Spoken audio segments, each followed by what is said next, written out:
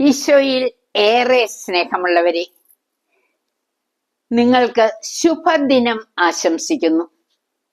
നാം എല്ലാം ദൈവത്താൽ സ്നേഹിക്കപ്പെടുന്നവരാണ്. അനേകർക്ക് കരുണ നൽകാൻ വിളിക്കപ്പെട്ടവരുമാണ്. കാസർഗോഡ് ജില്ലയുടെ വടക്കേ അറ്റത്ത് എൻ മഗജെ എന്നൊരു സ്ഥലമുണ്ട്.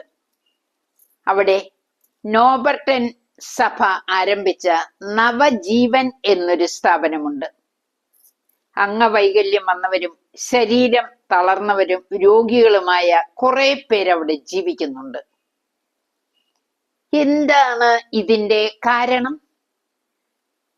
2001 വരെ കുറെ വർഷത്തേക്ക് എൻഡോസൾഫാൻ എന്ന മരുന്ന് കോർപ്പറേഷൻ വക കശുമാവിൻ തോട്ടത്തിൽ തളിച്ചിരുന്നു, കൂടുതൽ വിള ലഭിക്കാൻ.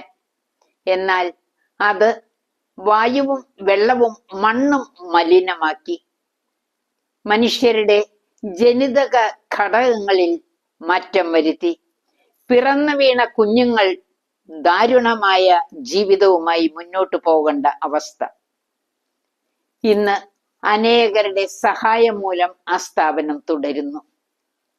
ഫിസിയോതെറാപ്പിയും വിദ്യാഭ്യാസവും നൽകി അവരെ ജീവിതത്തിലേക്ക് കൈപിടിച്ച് നടത്തിക്കൊണ്ടിരിക്കുന്നു. പ്രിയപ്പെട്ടവരെ, നാം ഒന്ന് ചുറ്റുപാടും കണ്ണ് ഓടിക്കുമ്പോൾ ഇതുപോലെ നമ്മുടെ ദയ അർഹിക്കുന്ന കുറെ പേരെങ്കിലും ഇല്ലേ? അവരെ സഹായിക്കാൻ നാം വിളിക്കപ്പെട്ടവരാണ്. സുഭാഷിതം 22:1, ദയ സ്വർണത്തെയും വെള്ളിയെയും കാൾ വിലയേറിയതാണ്. നിങ്ങളെല്ലാം സന്മനസ്സുള്ളവരാണ്. എല്ലാവരെയും ദൈവം സ്നേഹിക്കുന്നു.